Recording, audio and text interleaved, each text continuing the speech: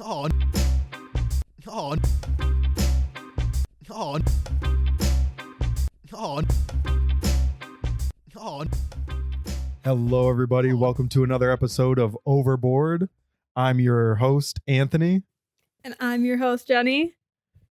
And today we have another special guest. Is one of my really good friends from college, one of my former roommates, one of the people that got me into the EDM scene, one of my homies. His name is Joe.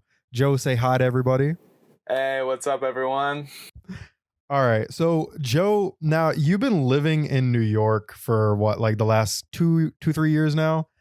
And yeah, about a year and a half, actually. I moved here February 1st of 2019. So yeah, about a year and a half. Yeah. And like, what has New York been like during this pandemic, dude? Like, just what has your personal experience been? Yeah, well, it's been pretty intense, obviously. As everyone knows, New York was like the global epicenter of COVID-19 for a while. I think we have definitely top 5 deaths in total number per capita, one of the highest number of cases, etc. So really got hit super hard by COVID-19. And yeah, I was thinking about what my personal experience was like. And I guess I can just kind of start actually from the beginning, because I guess like it really hit home one day when I was, it was just a normal week. I'm going to work. Like, we had all heard about COVID, reading about it in the news. It's becoming like a bigger and bigger issue, but still no one was like taking it extremely seriously. Right. So it was like a weekend, a lot of people went out, people at the bars, restaurants, etc. The mayor had actually told everybody, just live your life, don't let this hold you back, like go out, have fun, go to the restaurants, etc. And then, it's like a Monday in, I guess, mid-March, and everything's fine, but then things just started to get, real really quickly. And I remember on Tuesday of that week, sitting on the train, coming home, and you could just tell that everyone was scared. Like, the mood had really changed from not being worried to being like very, very alarmed really, really quickly. And in that week, we went from the mayor telling us to, not worry, basically. Yeah. And I think restaurants were at 50% capacity, but I mean, we now know that doesn't really make a huge difference. No. Right. And yeah, so in a week we went from, really not a big deal to like everything was shut down. I think they closed the public schools pretty quickly, and, my work essentially shut down as well. So that was, I guess, the start of, a few months of like very strict lockdown, basically. Right. Stay-at-home order. So yeah, I guess my experience, I was working throughout the whole thing, actually, at a minimal capacity. Right. So, that was interesting, just being in the city. It's just like a complete ghost town, essentially. Like, I remember just walking up the middle of First Avenue, which is like a really busy street. No cars, just like, couldn't see a single person in sight. And normally there'd be like, huge amounts of traffic and that's thousands of people. Horrifying, man. Yeah. So, yeah, and like same thing on the train. Like, there was multiple times where I'd be the only person on a train car, and those things can fit scary. hundreds of people. Yeah, because it's like millions of people like constantly moving in New York, right? Like, before this happened, right? Like, it just, everybody's always going. It's tightly packed streets, tightly packed sidewalks for the most part, and then just to see nothing, like, or just a few people on the street. Did it feel like post-apocalyptic kind of? Yeah, for sure. It really did. And yeah, I mean, it felt very, like it was living through the end of the world or something. Not to be overly dramatic, but yeah, I mean, like, and it was really intense, just like walking to my work, actually. I work at a medical center doing research, so I'm not working with patients or anything like that, but I walked past like 3 hospitals total, and I remember during the peak, like every single one had these big refrigerated trailers outside, which were essentially makeshift morgues because so many people were dying that they didn't have anywhere to put the bodies. So yeah, definitely in that sense, it did feel, a bit post-apocalyptic, on a societal level. And then, just on a personal level, it was, like many people, I was just like extremely isolated and, really, just locked down. So yeah, I mean, it was a really intense experience. I could, like there's a lot of different aspects of it that were pretty crazy. So yeah. What are some of the biggest changes you've noticed that COVID has like done to New York City, besides like people not being on the streets as much, being a ghost town? Like, yeah, well, a lot of the people who could afford to get out or had jobs that allowed them to like work from home left, actually. So it's kind of a division between like the more privileged and then a lot of people who might not be as privileged or whatever. Right. Like a ton of people have just left, basically, which is one really interesting thing. Rent has actually dropped a ton for a lot of areas, which is just like a natural response to the market or whatever, I guess, like less demand. That's kind of nice, but that's really big in New York for them to drop prices because they're so sky high when it comes to rent and stuff. Yeah, definitely. Like New York City is the second most expensive place to live in the country, I believe, behind San Francisco. So yeah, I mean, even a 5% rent drop is big when the pure number is so high, right? Yeah. So yeah, definitely. I don't think that had really happened since the 2008 financial crisis, and I don't think it was like as severe of a drop in rent prices as it is now, as it was now. Yeah, that's wild. And I mean, the thousands of businesses just are completely closed forever too here, right? Like including a lot of really historic places. Closed down forever, like never opening their doors again. Yeah, which is really sad. I mean, just everything from like just like cool bars and restaurants to like, really important, I guess, cultural institutions, you could say. So yeah, I mean, that's definitely sad. And I kind of worry that, basically that clears a ton of, all these businesses closing, like, clears space for more businesses to come in and open up. But when this thing ends, like who's left with money? It's like not a lot of, people who can start a small business are going to be able to do that right away. But a lot of giant corporations are easily able to, in. So that's kind of makes me worry that we might see like increase in like chains and, corporate operations and stuff like that. Because all the, the entrepreneurs who took that chance to like open up these businesses, like, and then having to close them forever, like they're not going to get that money that they lost back. Like they have to take a really fat L. And I'm sure like a lot of people are in a lot of debt right now because of all this.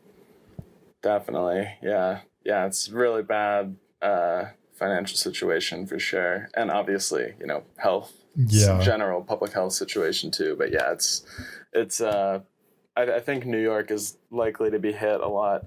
Like the long-term effects, in my, I guess, non-expert opinion, will probably be a lot worse for New York than for a lot of other places. I guarantee it. Yeah.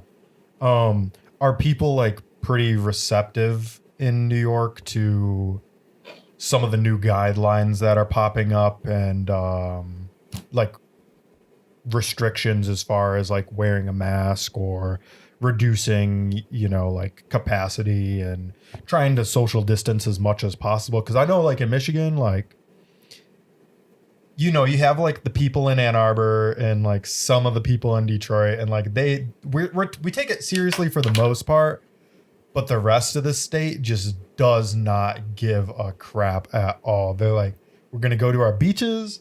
We're going to gather like 50 people, hundreds of people, like just get together, party on the lake and do whatever. They think the whole the whole coronavirus is a hoax. And it's it's scary, but like, are people in New York actually pretty serious about it? Yeah, people, I would say most are taking the mask issue pretty seriously. I mean, I think the New York Times has put out some actual data on that, like, and basically the Northeast in general, and specifically New York City is like where there's pretty much more people wearing masks than in like the rest of the country, or maybe like most of the country. So yeah, people take the Right. mask thing pretty seriously.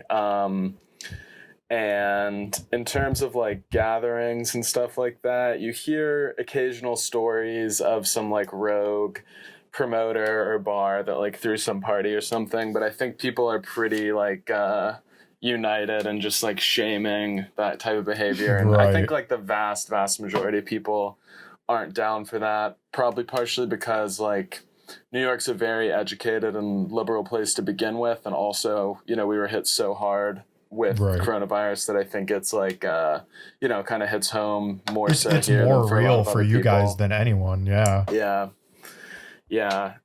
So yeah, and I mean, like, restaurants, like indoor dining and bars are still closed, and they're going to be closed for the foreseeable future. Like, you can only get a restaurant or drink, get drinks or food for takeout, or you can sit outside at like picnic tables and stuff, Right.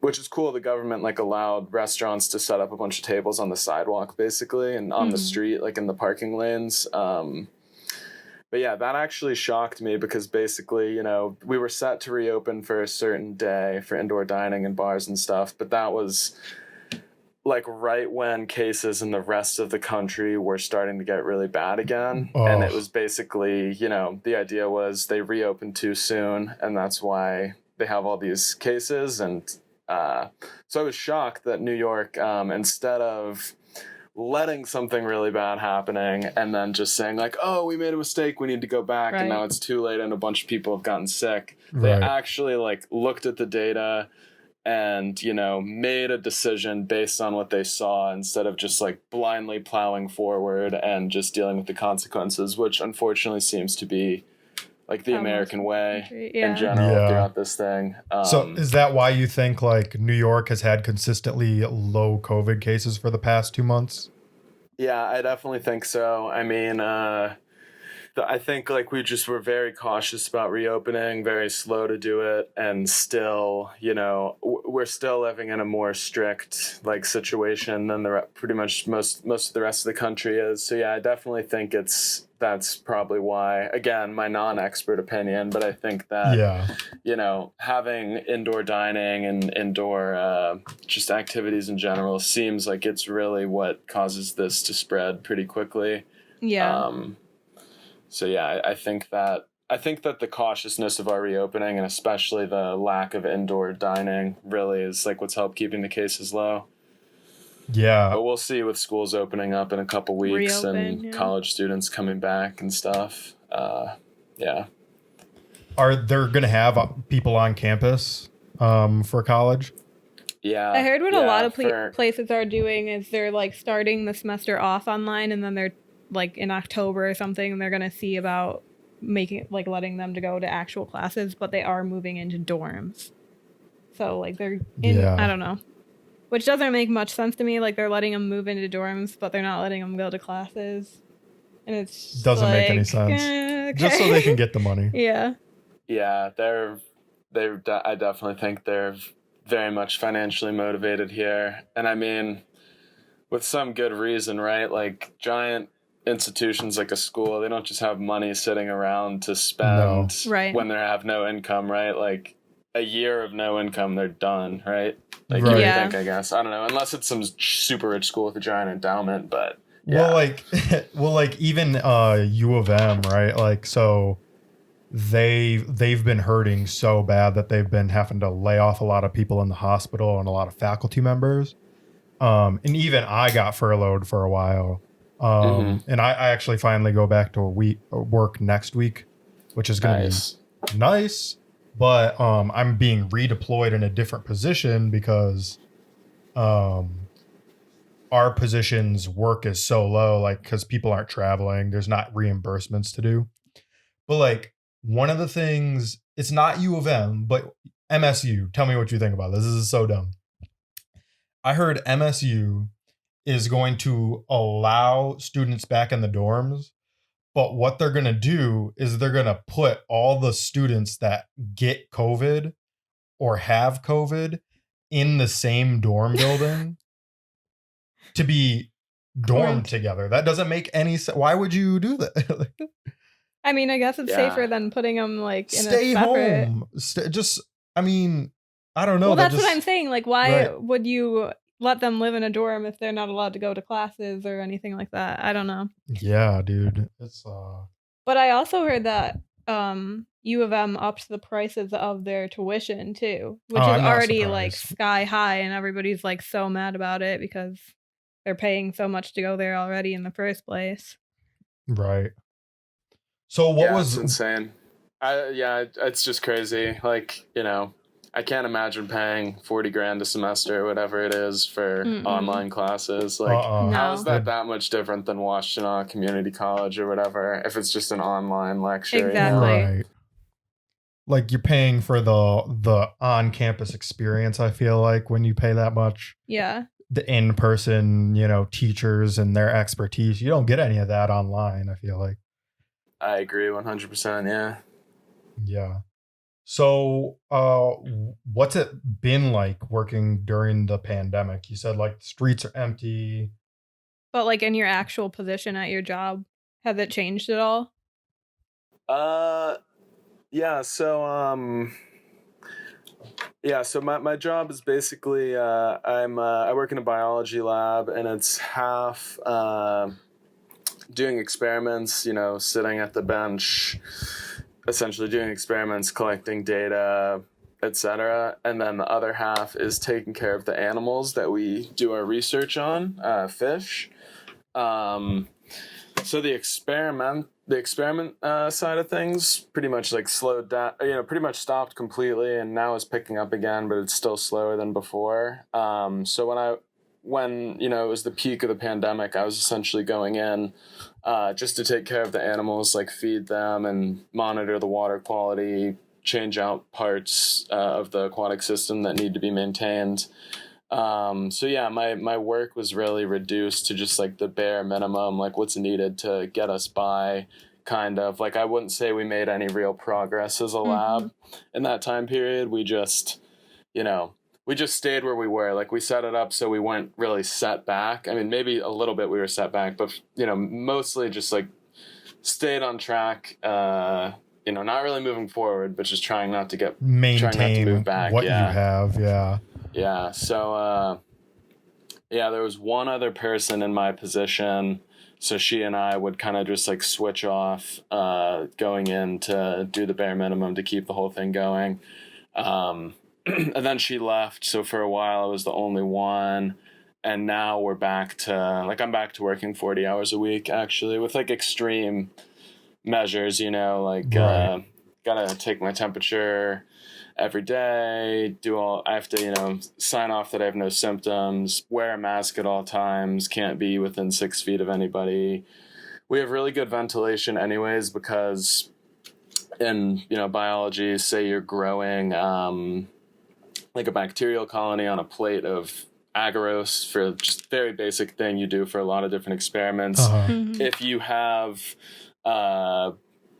contamination floating around in the air, it's going to get on that plate of agarose, and you're going to get like all sorts of other stuff growing in addition to your bacteria that you're trying to grow. So, you know, we already have actually really good ventilation in there, which is nice. Like, all the air just gets sucked out and filtered and replaced like very, very quickly. So I don't think anyone at my work has gotten sick actually since we reopened. So that's good. That sounds like the kind of place I'd want to be working at during pandemic.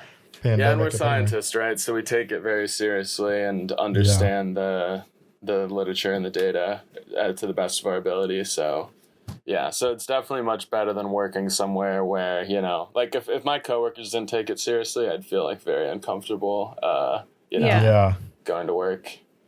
That's what I'm worried about. I'm sure like everybody will take it seriously when I go back to work next week at U of M, but... Oh, so you're doing in-person work?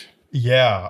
So I'm getting redeployed to do some I-9 processing, which is going to require like people to drop off forms to me, and then I have to pass those along, or I process them myself pretty much. But it's people coming from the outside, coming into our building, handing these forms directly to me. So it's going to be interesting for sure. I'm going to take all the necessary precautions I know. But I know U of M's really on top of it. So I'm thankful to be working there of all places, because they actually take things very, very seriously there. Some people are very nasty. glad I don't work in a restaurant anymore. Oh my God, man. God. Especially like now, because they're doing like the half capacity thing in some places where people can actually go in, and they were just doing the takeout like they are in New York, but now they're doing the half capacity, and I just feel like that'd be scary. Well, even at half Definitely. capacity, so one of our favorite places in Ypsilanti, Sidetracks, right? They are getting in trouble recently because they took their whole back parking lot and then made that a dining area, and then they still have the back area for dining anyway. But then they also got the city to block off Cross Street so that they can use the front of the street for dining, right? Mm-hmm. Now, it's supposed to be half capacity, but with all the tables they pretty much do in the back and the front, it's basically full capacity, just spaced out, because they still have as many tables, are still serving just as many people as they were before. Wow. They just think because they have it outside and because they have it spaced out that they can get away with it, which is, I don't know, maybe that works, but it's kind of like not fair to any of the other businesses on the street that are struggling or don't have that outdoor space, those parking lots to do that. And it's just like, why? I mean, I get it. You got to get that money, but how are you just going to risk somebody's life? Or, well, I mean, if they're going to eat there, they're risking their own life. So, I mean, yeah, it's kind of like one of those things. But I feel like there's definitely got to be like more Karens out there right now. Like people that are going to restaurants and just complaining about things. Oh, because that's all I've heard. They haven't been to a restaurant in a while. Yeah, like I feel like people are probably cranky. I'm the type of person who would never complain. Like I've never, like asked to speak to the manager once in my life, for anything, even if it's like something, really like offensive or serious. But like actually I went to Chipotle the other day and there were like 4 workers just sitting right next to each other, all not wearing masks, like inside the Chipotle. And I got the receipt and it was like, give us a survey of what you think of the restaurant, you might win free burritos or whatever. And I did on my survey, it was like 1 employee's not wearing masks, like get your shit together. Yeah But yeah, that was I think I think a lot of people are just like, it's weird, like some people just don't care and they just go to the restaurants and like break the rules, fuck it, right? But I'm definitely more on the cautious side of things. Better to be safe than sorry, that's for sure. Yeah, right. So I guess we're gonna segue here. So you've lived in 3 different states, right, Joe? You started in Ohio, came to Michigan for college, now you're in New York. Wait, backspace. Why did you choose Michigan for college out of like everywhere you could have went? Yeah, that's an interesting question.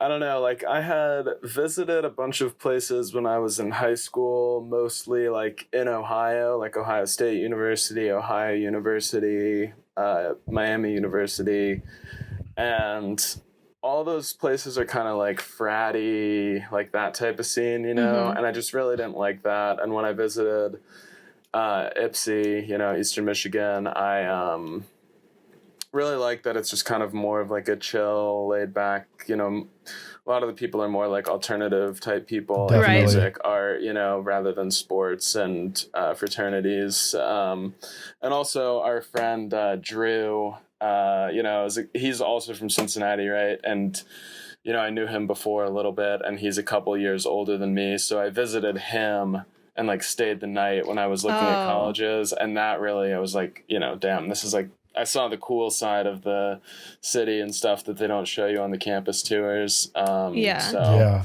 And I liked the program that I did too. Looking back, actually, it would have been better to do a traditional biology degree, but at Eastern, I did like environmental biology, and I liked it because I got to basically skip some of the really hard classes, like I only took 1 semester of physics instead of 2, and like only 1 semester of organic chemistry instead of 2, which with a normal biology degree, you'd have to take those classes. So even at the time I was like, I just want to, not have to take those. So I like that about the program. But now I'm kind of like, fuck, I should have just gotten it out of the way because I'm, applying to grad school and stuff. And, I need those classes. They want you to have those classes for grad school. So I might have to take a few like remedial classes when I'm in grad school, but I don't know. No regrets, right? Yeah, no worries. Hey, at least you finished school, man. Yeah. And if I never went to, if I didn't go to Eastern, I wouldn't have met you guys and, like all my friends and stuff. Yeah, like a good amount of my friends. So, yeah. So out of the places you've lived, man, which one feels the most like home to you? I mean, obviously New York is your home now, but is your heart still in Cincy or? That's a tough question. And that's actually something I think I've thought about a lot. I mean, I guess in terms of lifestyle, like I'm very adapted to the New York life now, which is like, not owning a car. I walk or bike everywhere. Right. That whole thing, the nightlife when it was, before COVID. So it definitely feels weird to me to go anywhere where I need a car and I have to like drive around or call Ubers or whatever. But in a sense, I don't know if it like is the one that feels like home the most. Like Ypsilanti definitely does have like a very special place in my heart, and like the Southeast Michigan area. Right. Because, I basically started when I was like a child, right? Like 18, very young. And then, it was like a coming of age, growing up there in a way. Right. And then, Cincinnati, I really, I was a kid when I lived there. And, I really didn't see the city the same way you do as like an adult, right? So I kind of feel like a visitor when I go back there, actually. Really? Like, I don't really feel like it is my home, but I'm not like, I'm home, you know what I mean? Yeah. Like, No, I'm I feel visiting, that. kind of. It's like, I'm visiting and then I go off back to wherever I'm living, whether it's Michigan or New York. So I will say that if I were to move back to one, it would definitely be Michigan. Like, probably maybe like Ann Arbor if I could afford it. But, Ypsi, Ann Arbor, something like that for sure. Did you plan on moving to New York, or did you move there because of the job? Yeah, so I planned on moving here probably like a year before I graduated. So my sister, who's 2 years younger than me, went to college here. And I had visited a bunch of times, visited her with my family, and I just thought it was like a super cool city. I know she had a lot of fun. I just really liked it. And I said, I'm going to move to New York when I graduate because, who knows when I'll have the opportunity again. Mm-hmm. So I actually moved here with no job lined up. I had a bunch of money saved, and I got an Airbnb for like a month and a half, bought a ticket, moved here with like 2 suitcases. That's it. And, I arranged everything. And then like right when I was about to leave for New York, this job I applied to said they wanted to interview me. Mm-hmm. I did the interview a week after I arrived. And then like a week later they hired me. So I was only jobless for, 2 weeks.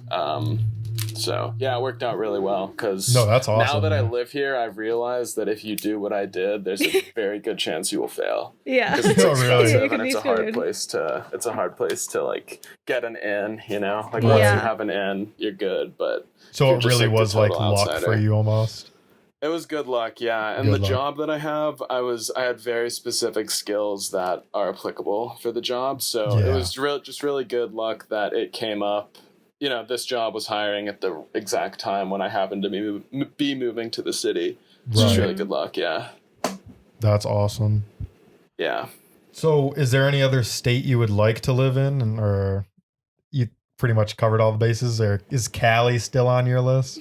Yeah, I mean, there's definitely other places I would like to live. And, I'm applying to grad school right now, and there's not a grad school. I'm not applying to grad school in New York because what I want to study actually is a pretty specific part of like wildlife biology, and there's just no one doing that kind of work here in the city. Oh, really? So, yeah, I would love to live in like California, really anywhere on the West Coast I think would be cool. Oregon, Washington, Hawaii has incredible wildlife. Dude, and I would like to Hawaii live there. Florida, as much of a mess as it is politically and culturally, also is really cool wildlife. So yeah, and then there's a few other like random places here and there I'm applying. And honestly, I would love to live abroad at some point in my life for sure. Heck yeah.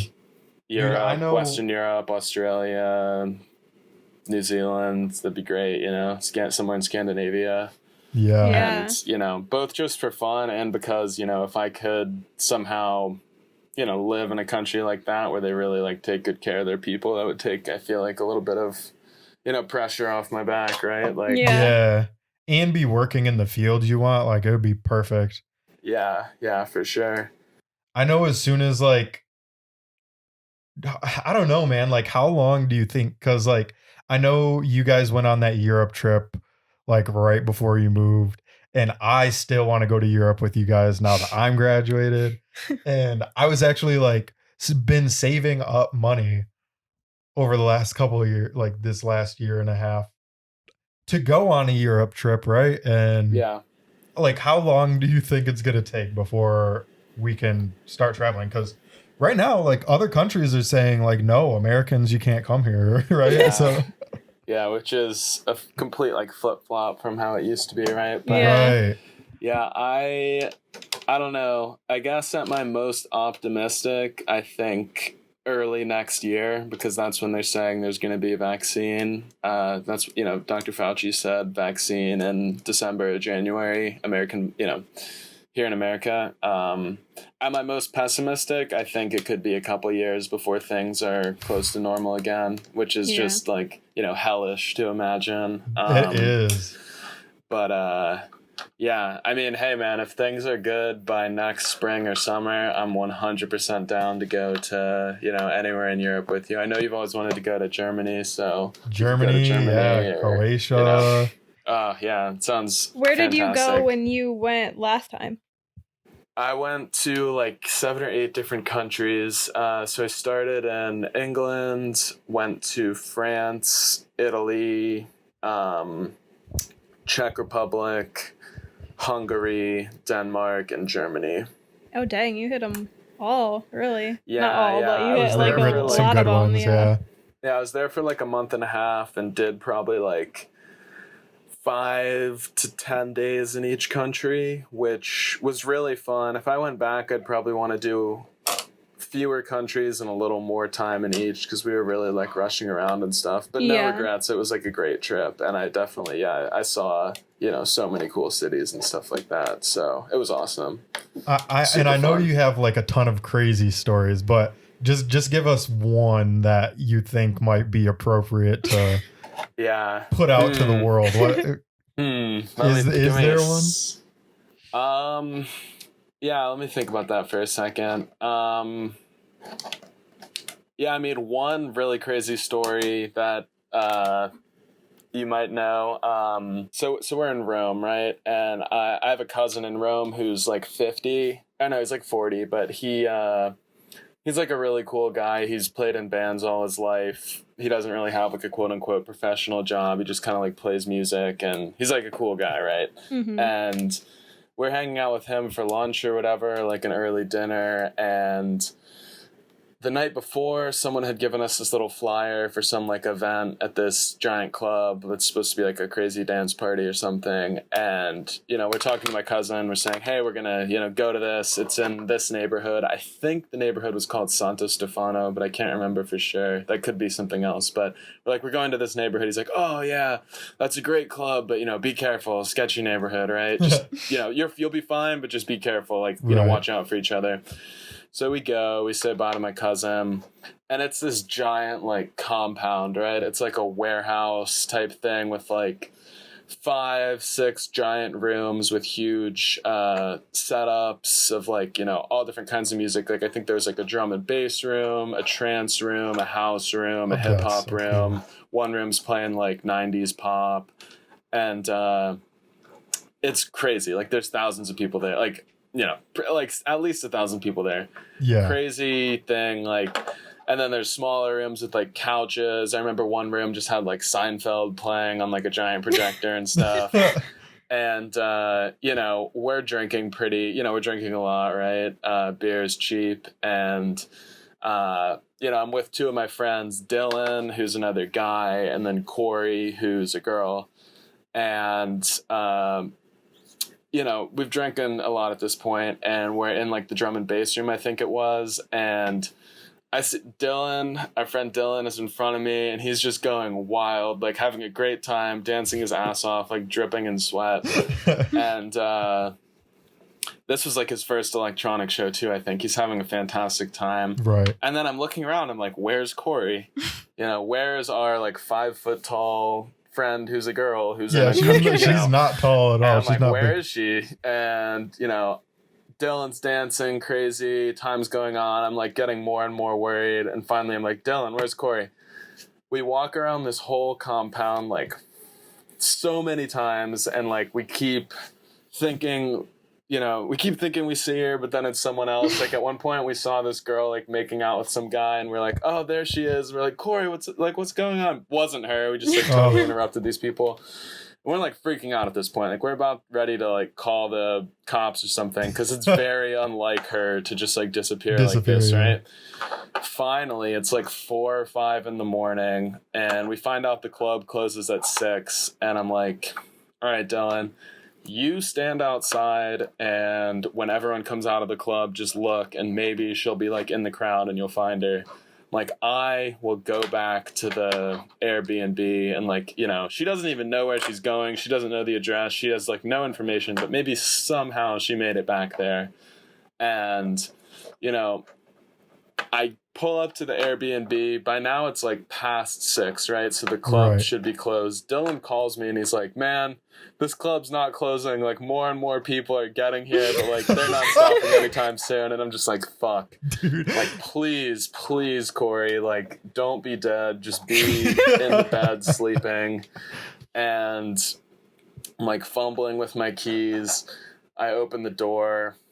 The sun is shining into the room, like it's bright, right? Like we've been up all night, you know, drank a ton of alcohol, and there's Corey just passed out on the bed, and I'm just like, oh, thank God, man. Like I'm like, I should be mad right now because she caused me a lot of distress, but I'm not even mad. Like I'm just happy she's okay, you know, because if she got murdered in Rome or something, or kidnapped, that would just be so horrible. Yeah, like there was just all the worst like outcomes going through my head. So yeah, that was probably like, that was an intense night, but we laugh about it now though, you know. No, that like was, it's hilarious. It's still a super funny story.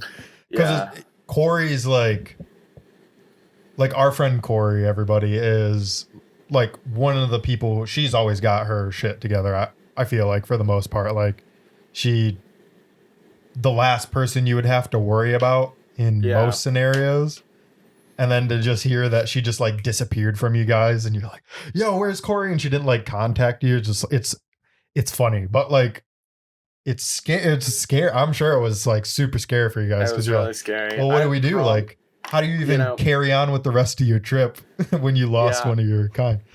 I had promised her parents like that I would, watch out for her too, and not that she even needed me to watch out for her, right? No, Like, she's right. like her own woman; she could take care of herself. But for some reason, her dad had like made me promise that to her when I had seen her parents, or made me promise it to him. And I remember just thinking the whole time, like, man, they're gonna be so mad. They're gonna kill you. I failed my one job. Oh. But yeah, that was intense. But yeah, Rome was a great city though. Like that was it's a really fun place to visit. I definitely suggest it if you guys ever get the chance. It's Go great. to Rome. Did you go to like the popular part of Rome, or did you explore like the outskirts? Yeah, so we kind of did it all. Like we went to the tourist attractions, the Colosseum, Trevi Fountain. We went to the Vatican, saw the Sistine Chapel. But then my cousin, who's like a lifelong Roman, born and raised there, just took us around and showed us to a lot of places that, we never would have been. Yeah. I never would have found, right? As just an American. Like we went many places where we were the only people speaking English and stuff like that, which was cool. Just really saw like the local side of things there, which was really cool.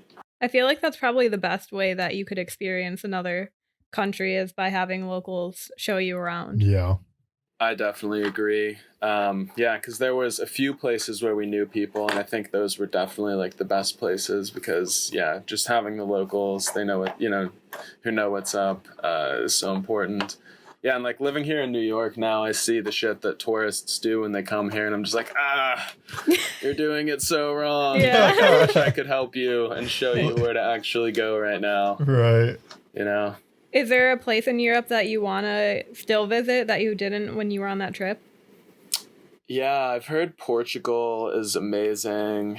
I'd like to go to Ireland. Like I have distant family there, and I'm Italian and Irish, right? Like my great grandparents immigrated here, so see the roots a little bit. So yeah, Ireland would be cool, and honestly anywhere. Like I'm a open mind. You put me somewhere new, I'm gonna have fun, right? Like I like to see new stuff. So yeah, for sure. You've traveled a lot of the United States too, haven't you? Yeah, I've been kind of all over the U.S. Here and there, for a small amount of time or longer, depending on where. But yeah, I've been all over. Is there like a state that you liked the most that you haven't lived in? Yeah. Man. I really liked visiting San Francisco. I was there for a few weeks, staying in my friend's parents' apartment. That was, they didn't live there at the time, so we just had like a free place to stay. That was amazing. It's like a beautiful city, great weather. But I don't know if I would want to live there just because it's so expensive. I really like the parts of Colorado that I've been to, like Steamboat Springs, where our friend Jake lives, is a wonderful little town, and also Denver's pretty cool too. I love the U.S. Virgin Islands, which isn't a state, but it's a part of the United States, right? It's a territory. That's a really nice place. So yeah, those are probably some of my favorites, honestly. And up north in Michigan, honestly, is beautiful too. I've never been to the UP, sadly, but I've been to the northern part of the Lower Peninsula, and that's beautiful.